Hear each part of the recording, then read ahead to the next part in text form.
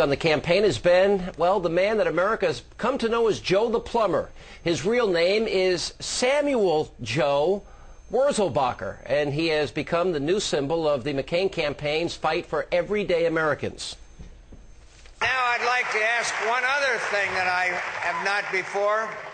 On behalf of Joe the Plumber and Rose the teacher and Phil the bricklayer and Wendy the waitress and all small business people around America, will small business people please raise their hands so we can thank you for what you do for America and job creation. And Hannity the hothead and Colmes the I'm sorry. I'm just kidding. It was a joke. I'm just Al the talk show host. All right. And he's even been the target of the Obama-Biden campaign as well. He's trying to suggest that a plumber is the guy he's fighting for.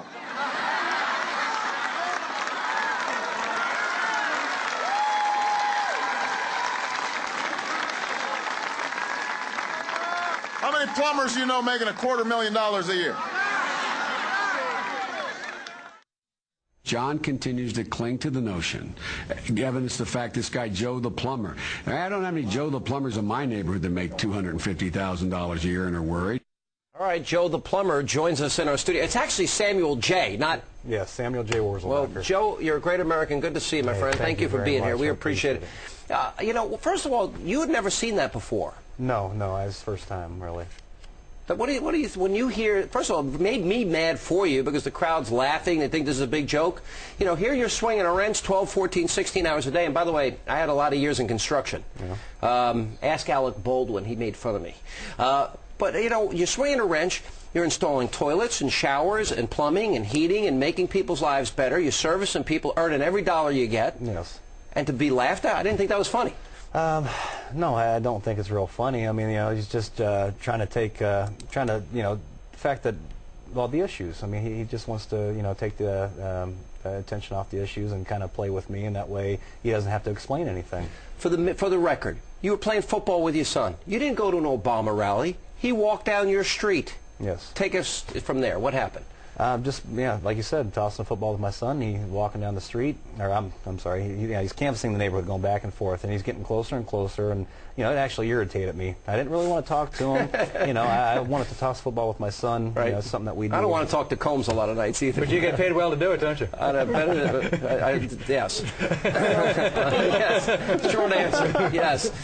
So, you know, short story is they were asking easy questions, and you know, it's, you know, everybody in America thinks, man, God, if I could get this guy in front of me, I'd really, you know, ask him a hard question. Well, I had the chance, and you know, my question wasn't that hard. No. It's just he shot himself in his own foot with his answer. All right, here's the, because this is now, we have Joe Biden saying it's our patriotic duty to pay more taxes. He said to you, and this is resonating, spread the wealth. And there are even people, according to the Obama plan, that don't work or pay taxes that'll get money back. Yes. And if you say the word welfare, some of you said, well, that's actually racist, actually. That came out this weekend. Here's my question to you. Why is, in your words, because I thought you articulated this better than many politicians, why do you view this as socialism? Because that's a word you used. Well, just because, you know, when you work hard, I mean, all your life, you're said, you know, work hard and you'll make something of yourself. You know, I grew up poor. You know, I'd actually been on welfare. You know, my parents, you know, a couple different times, and we, you know, worked harder and got off of it, and then, you know, actually did fairly well. You know, fairly well. You know, I'm not talking $100,000 a year fairly well. I'm just talking fairly well for us. Mm-hmm. You know, so when someone tells me that if you work hard, that we're going to take more away from you, what's the purpose of working hard? Do you think this should be a defining moment? Because I actually believe that it is a defining moment in the campaign. It's going to be very interesting because Barack Obama's promised to spend $1 trillion more of tax money. That means your tax dollars out there, $1 trillion more. Barack Obama said he's going to raise the capital gains tax, put a windfall profits tax on companies, raise tax rates, eliminate the Bush tax cuts, yes, and raise a series of other taxes, the death tax among them. That's socialism. That is redistribution of wealth. Yes. Why do you think that's bad? Why would that be bad for you if you're going to try and get this business of yours? There's no reason to go out there and work hard. There's no more, you know, I mean, he's breeding mediocrity in America is what he's doing by doing all that. I mean, people, you know, at one point in time they wanted a hand up maybe, but now it's a hand out. You're telling people to stay home. I'm going to take care of you. And the other people that are working out there, they're just, you know. Yeah, Joe, it's nice to meet you. Thanks if you want a helping hand, it's at the end of your arm. Let me That's answer what my this. friend Bogue said. First of all, were you an undecided voter, Shirley, when you met Barack Obama? No, I was not an undecided voter. Because it was presented that way. And, you know, I think a lot of people, I don't think some of the comments that you may have felt insulted by were directed at you personally as much as people like myself who have genuine issues with the McCain campaign and McCain's policies. Yeah. Do you think that Joe Biden and John McCain were personally attacking you? Well, Joe Biden and Barack Obama. Well, what did I say? Oh, Barack, excuse me, right. Thank you for helping me with the question, Hannity. Well, Joe Biden, I mean, he said it awful mockingly. You know, I don't know any two, you know, and I do kind of take that a little personal. I mean, I didn't say I made $250,000. You know, I think he's making more of it. But it wasn't about you. It was about this idea that if you're making less than that, you're going to actually save money under Barack Obama's tax policies. You wouldn't be paying more. Well, you know, I thought about that, and I was hoping you might ask something like that, to be honest with you. You know, I don't think it's right to, you know, there's principles involved. I don't want to make or have my taxes cut if it means somebody who worked hard or had a better break than I did and take his money. I don't want his money. So you don't want a tax cut?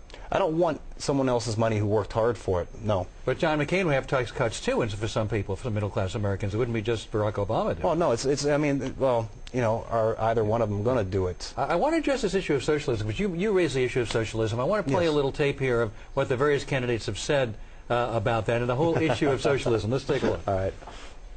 The key to Barack Obama's tax plan, since he can't reduce taxes on those who pay zero, he wants the government to send them a check that's called a tax credit. And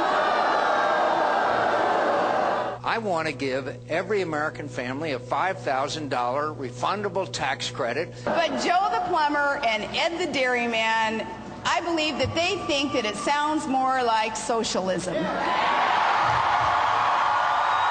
Under my orders, as President, the United States government will purchase mortgages directly from homeowners and mortgage services and replace them. Friends, now is no time to experiment with socialism. It's interesting because Sarah Palin gave $1,200 to every resident of Alaska. Some people would call that socialism, and John McCain would give... That was their oil money. That's oil money. What is that? That was their oil money. Excuse me. Every year, Alaskans get $2,000 picking on Joe the plumber on oil issues? Excuse me. I believe I'm up now. I'm defending my friend. Forgive me. Forgive me for being, you know. Well, the fact of the matter is that, you know, one could say socialism when John McCain wants to buy back mortgages. Is that socialism? You know, I honestly don't know enough to actually answer that question intelligently. But at the same time, I mean, as far as, you know, that is oil money. I mean, that's not socialism. I mean, that's just rewarding the people in the States. Right. You know, I lived up in Alaska for a couple of years. I was, you know, lucky enough to receive that, you know, at one point. But, you know, if you're a resident and you pay, because, I mean, you know, food's more expensive up there because it has to be trucked in. There's a lot of things. So socialists, no. As far as, you know, well, here's a question back at you. Why do they keep on saying 95% of Americans? 95% of Americans don't pay taxes. You're saying 95% of working families. Wait, I got to add one thing before we go to break. Saying, when we come back, we're going to talk about the vicious personal attacks against you. So we got one more nobody segment. supports vicious personal attacks or any attacks against you personally. But by the way, he's talking about 95%. He tries to give you these edited sound bites to get you to respond. Excuse me. Yes, sir. He's talking about, may I speak? No. He's talking about 95% of working families, not 95% of Americans. We'll be back with